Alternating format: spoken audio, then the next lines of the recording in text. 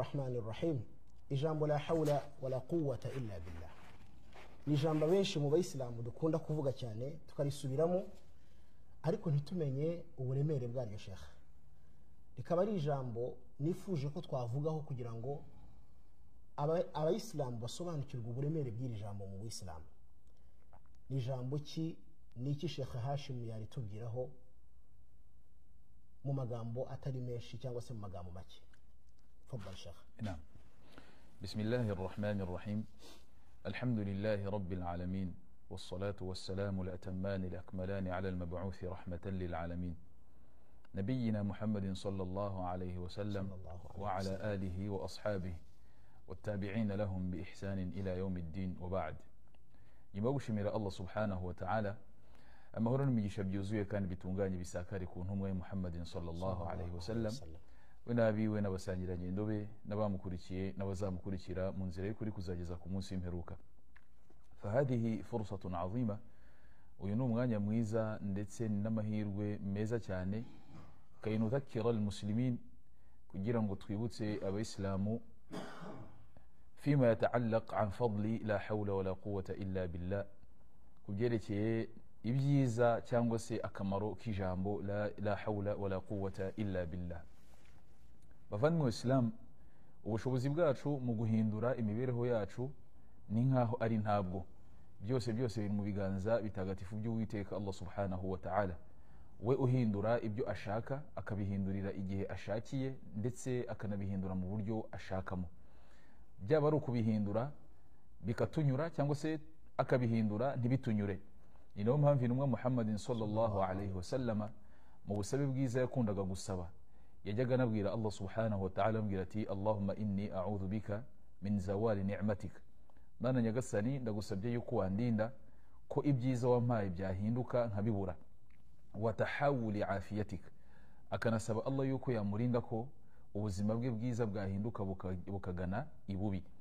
Niyo mpamvu rero muri iri jambo yuvuze uti la hawla wala quwwata illa billah, ni nko kugaragariza Allah subhanahu wa ta'ala yuko nta bushobozi ubwo ari bwo bwose ufite bwo guhindura icyo ari cyo cyose mu buzima bwawe ngo kive ibubi ngo kigere aheza, wala quwwata, ndetse nta n'imbaraga izo arizo zose ufite zo kuba hari icyo wakora wagira icyo wimarira illa billah, uretse ko byose biri mu biganza by'Uwiteka Allah subhanahu wa ta'ala. Guhindura ubuzima, guhindura icyo ari cyo cyose mu buzima bwawe ndetse n'imbaraga zo kubikora, ibyo ngibyo ni gahunda y'Uwiteka jalla wa ala. Intumwa Muhammadin sallallahu alaihi wasallam muri hadith ati iri jambo ni kimwe mu bigize ubutunzi bwo mu ijuru, bimaana kurihozaho urivuga ni nkaho uri murizigamira ubutunzi mu ijuru ry'Uwiteka Allah subhanahu wa ta'ala. Ubutunzi iyo ubwizigamiye nta wundi uzabukoresha ni wowe, bimaana buragutegereje mu ijuru ngo ugende ujye kubukoresha, kandi ntabwo uzabukoresha uri hanze y'ijuru ahubwo uzabukoresha uri mu ijuru mindani. Muri hadithi kandi iri sahihi kuva ku Muhammad sallallahu alayhi wa sallama. Ni nayo mpamvu iri jambo ryanashyizwe hafi cyane, ryanashyizwe umwemeramana hafi cyane kugira ngo ajye ahora arivuga igihe cyose utowe adhana agize ati hayya ala as-salah, ni muze mugane amasengesho, hayya ala al-falah, ni muze mugane ibyishimo. Guhaguruka ukajya kuri ibyo byishimo, guhaguruka ukagana ayo masengesho, iyo ni gahunda Allah subhanahu wa ta'ala yagushoboza we wenyine. Bityo rero mugaragarize ko uciye bugufi imbere ye, umugaragarize yuko ari nta bushobozi na buke ufite, hamwe nuko wifuza kugera kuri ibyo byiza bari kuguhamagarira, hamwe nuko wifuza kugera kuri ibyo kuri uwo munezero barimo baraguhamagarira, urabyifuza kandi urashaka kubijyamo, ariko ubushobozi bwo kubigeraho nta wundi wabugushoboza utari Allah subhanahu wa ta'ala. Rero uyu guhamagaye ngo gana amasengesho, gana umunezero, ibyo ngibyo kugira ngo ubigereho birasaba ubushobozi bw'Uwiteka jalla wa ala. Rero Allah yatwegereje iri jambo no kurivuga kenshi gashoboka igihe tunumvishe uriya muhamagaro bakimara kuvuga bati hayya ala as-salah, iryo jambo bakimara kurivuga ukavuga uti la hawla wala quwwata illa billah, nta bushobozi bwo guhindura icyo ari cyo cyose mfite, nta mbaraga izo arizo zose mfite mu buzima bwo guhindura icyo ari cyo cyose illa billah, uretse ko ari ibya Allah subhanahu wa ta'ala. Uhakanye ubushobozi kuri wowe ko ntabwo, uhakanye imbaraga kuri wowe ko ari ntazo, hanyuma byose ubyerekeje ko Allah subhanahu wa ta'ala. Bityo rero iri jambo ni ijambo rikomeye cyane kumwemeramana, ni ijambo ryahindura ubuzima bwe buva ibubi bujya ibwiza, ni ijambo ryatuma umwemeramana azabona ijuru ry'Uwiteka Allah subhanahu wa ta'ala, ndetse ni n'ijambo ryiza ririmo gusingiza Uwiteka Allah subhanahu wa ta'ala. Kuko kumusingiza, ibyiza byo gusingiza Allah tugiye kubivuga twarara ahangaha, twakirirwa ahangaha. Bityo rero mu ncamake iri jambo ni ryiza ku mwemeramana, yakagombye kurihozaho ku rurimi rwe igihe cyose abonye umwanya, igihe cyose hari icyo arindiriye yuko kimugeraho, ni umwanya mwiza wo gusingiza Allah subhanahu wa ta'ala. Igihe cyose utwaye imodoka uri muragana iyo uri kujya, ni umwanya mwiza wo gusingiza Allah, iri jambo ryo rikoresha. Igihe cyose unicaye utegereje umuntu, ni umwanya mwiza wo gukoresha iri jambo. Igihe cyose ubonye akanya kandi unabonye amahirwe yo gusingiza Allah subhanahu wa ta'ala, ururimi rwawe ruramenye, ntiruzibagirwe Uwiteka jalla wa ala. Ndumva rero shekhe wanyemerera wenda kuri ibi byiza by'iri jambo twahinira ahangaha, wenda mu wundi mwanya insha Allah twazashaka kandi kanya tukarebera hamwe ibyiza bikubiye no mu yandi magambo bi'idhnillah subhanahu wa ta'ala. Wa sallallahu wa sallam wa baraka ala sayyidina Muhammadin wa ala alihi wa sahbihi wa sallam. Jazahullahu khairan. Allah shekha mwishimire kandi muhe ibyiza byinshi kuri izi nyungu aduhaye kuri iri jambo la hawla wala quwwata illa billah. Mu gusoza icyo narivugaho nanjye, alhawqala nk'uko abamenyi baryita ariyo la hawla wala quwwata illa billah. Abamenyi iyo barisobanura bavuga ngo ni la tahawula min halin ila halin wala quwwata illa billah. Aribyo shekhe yasobanuye mu Kinyarwanda.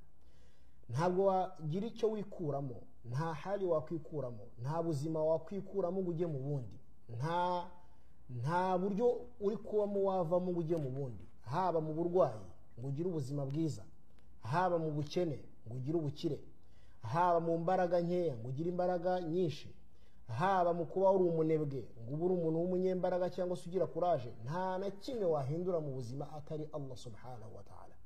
Nta mbaraga z'icyo ari cyo cyose wakora bitari Allah subhanahu wa ta'ala. Yusuf alayhi salatu wassalam ni intumwa mu ntumwa za Allah subhanahu wa ta'ala zavuzwe muri Qur'an mu mazina.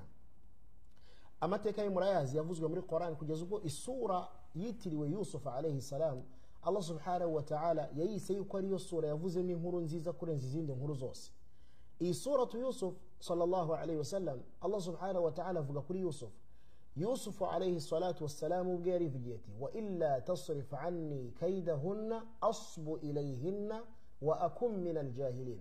Aho yavugaga ati ay Allah, nutankiza ubu butiriganya bw'aba bagore, nutandinda ibitimbi byabo, nutandinda amayeri yabo ngo nkize unshyire ku murongo nshakaho, ndaza nanjye kurangira nguye, ndaza kugwa mu bishuko byabo, ndaza kwisanga naguye mu busambanyi. Reka tubisobanure. Yusuf alayhi salatu wassalam amateka ye turayaza avuga muri Qur'an. Aba ibwami, umugore w'umwami agashaka kumwifuza kugira ngo baryamane bakore ubusambanyi. Allah subhanahu wa ta'ala niwe wamurokoye kugira ngo atagwa muri kiriya kigeragezo. Ni nayo mpamvu avuga ngo wa illa tasrif anni kaydahunna.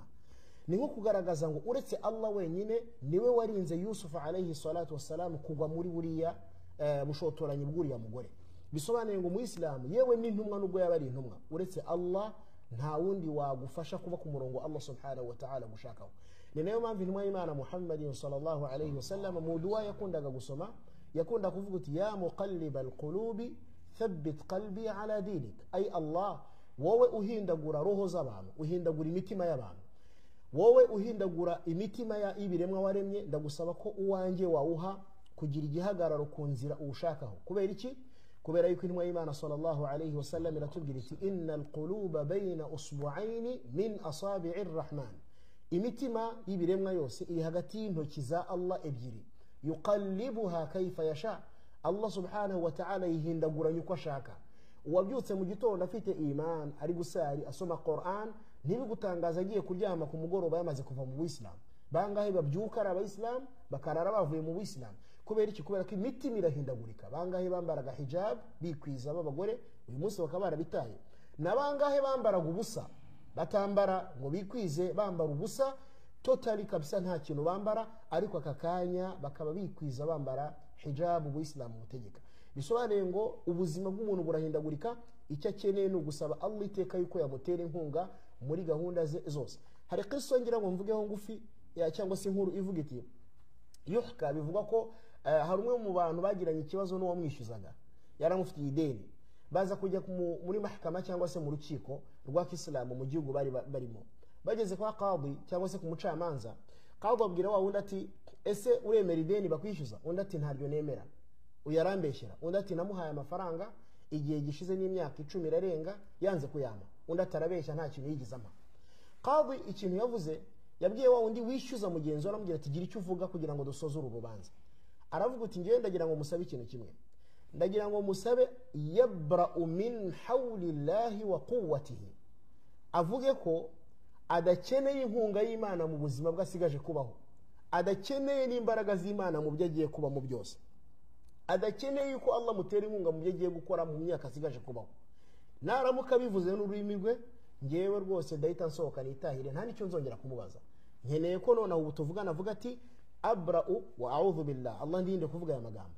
Ati nkeneye ko avuga ati nitandukanyije n'ubufasha bw'Imana mu buzima nsigaje kubaho bwose. Uyu mugabo akimara kuvuga ijambo ngo abra'u min quwwati llahi wa hawli, nitandukanyije ni imbaraga z'Imana n'ubufasha bw'Imana n'inkunga y'Imana, akimara kuvuga aya magambo saqata ala al-ardi wa mata. Yahise hanuka aho yari ahagaze yikubita sarapfa. Yahise apfa ko kanya Sheikh. Bisobanuye ngo umuntu kubaho atari Allah nta nubwo wamara isegonda muri ubu buzima. Ni nayo mpamvu rero Muislamu agomba kumenya agaciro k'iri jambo la hawla wala quwwata illa billah. Ni nayo mpamvu rero nkuko Sheikh bivuze muri hadithi n'umwe Imana sallallahu alayhi wa sallam iratubwira iti la hawla wala quwwata illa billah kanzun min kunuzil jannah.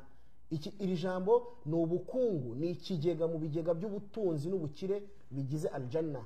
Abamenyi ba hadithi bagasobanura harimo al-Imam an-Nawawi rahimahullah bavuga bati iri jambo iyo rivuze kiba ari ikigega uzasanga muri aljanna cyawe cy'ubutunzi nk'uko Sheikh yagiye bisobanura. Ni ijambo rigaruka buri ko batoya adhana. Umuislamu mu magambo yose ya adhana bavuga Allahu akbar asubiramo Allahu akbar kugeza kuri la ilaha illa Allah adhani rangi uretse ahantu hamwe gusa niho atandukana na muadhin ariho kuri hayya ala as-salah mugani swala muze mugani swala muze musenge hayya ala al-falah muze mugane gutsinda. Aha niho honyine umuntu atandukana n'uri gutora adhana akavuga ati la hawla wala quwwata illa billah. Bisobanuye ngo no kujya ku musigiti gusari ntiwabyibashisha, no gusari si ku bwawe si no ku mbaraga zawe. Ni nayo mpamvu iri jambo mu kurivuga Abayisilamu tujye turitekerezaho, bigushiremo yuko utagomba kugira usuzugura utasaye, bigushiremo ko utagomba kugira ushyira hasi ngo kubera yuko wadasari gatanu ku munsi cyangwa watarabasha kujya ku murongo Imana mushakaho w'iswala eshanu za buri munsi. Kubera iki? Kubera ko nawe ubwawe kujya ku musigiti ni Allah subhanahu wa ta'ala, bitari Allah ni swala ntabwo wayikora. Nuvuga ngo iyi ni tawhidi yuzuye muri iri jambo la hawla wala quwwata illa billah. Ni ijambo rigaruka no muri adhkari n'umwe Imana Muhammad sallallahu alayhi wa sallam yakundaga kuvuga, ndetse Rasul sallallahu alayhi wa sallam agaragaza ko ari ijambo ry'ubutunzi n'ubukire. Kubera iki? Kubera ko buri kurivuze nkuko Ibn al-Qayyim rahimahullah bivuga ngo iri jambo ribyutsa imbaraga ziri mu mubiri zihishe. Nuvuga ngo iri jambo rivuze ya weakness na za mbaraga nke wari ufite mu mubiri, Allah akuraho ubwo izo mbaraga nke akaguha imbaraga zigushoboza kujya muri ibada. Twitoze kurivuga cyane. Igihe cyose ubona imani yawe yagabanutse yasubiye hasi, igihe cyose uvuga uti ko nakundaga gusoma Qur'an ko ntakisoma Qur'an, ko nikwizaga kubera iki ntakikwiza, ko nasaraga nakoraga iswala ku gihe kuki ntagisarira ku gihe, wowe itoze buri kubitekereje vuga uti la hawla wala quwwata illa billah akthir min al-hawqala. Subiramo kenshi iri jambo, ndakubwiza ukuri ko Allah subhanahu wa ta'ala azaguha imbaraga, kandi imbaraga zikenewe ni imbaraga z'umutima kurenza imbaraga z'umubiri. Sheikh Abdul Razak al-Badri yaribuka niwe watubwiye ati hafidhahu Allah turi imbere turi kwiga, aratubwira ati bangahe mu basaza bageze mu zabukuru babyuka kuri salatul fajr mu mbeho nyinshi bakajya gusari ku musigiti, na bangahe mu basore baterura ibyuma bafite imbaraga kabisa, ntagaruka ari haramu guterura ibyuma, ahubwo n'urugero dushaka gutanga yuko imbaraga ni iz'umutima kurenza iz'umubiri. Bangahe mu bafite imbaraga z'umubiri bafite ibigango, al-fajr igera akabura imbaraga zo gukuraho ikiringiti gipima toni zingahe ukigeranyije na bya byuma yirwa terura. Imbaraga ni iz'umutima. Ni nayo mpamvu intumwa y'Imana sallallahu alayhi wa sallam itubwira iti ala inna fil jasadi mudgha idha salahat salaha al-jasad kulluhu, cyangwa se idha salaha al-jasad kulluhu wa idha fasadat fasada al-jasad kulluhu ala wa hiya al-qalbu.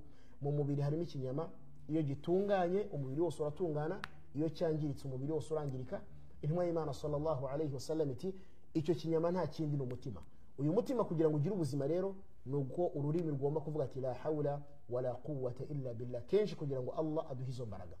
Dusabe Allah yuko yadushoboza kuvugira ijambo cyane no kurigarukaho mu buzima bwacu no gutekereza ubusobanuro bwaryo igihe turi kurivuga tukarivuga rivuye ku mutima, kuko hadithi ya Rasul sallallahu alaihi wasallam itubwira ko Allah temera idua y'umuntu urangaye umutima we. Umutima ugomba gutekereza ibyo uri kuvuga kugira ngo Allah akwakirire ubusabe bwawe na dhikri yawe. هذا والله أعلى وأعلم وصلى الله وسلم على نبينا محمد وآله وصحبه أجمعين والسلام عليكم ورحمة الله وبركاته. وعليكم السلام ورحمة الله وبركاته.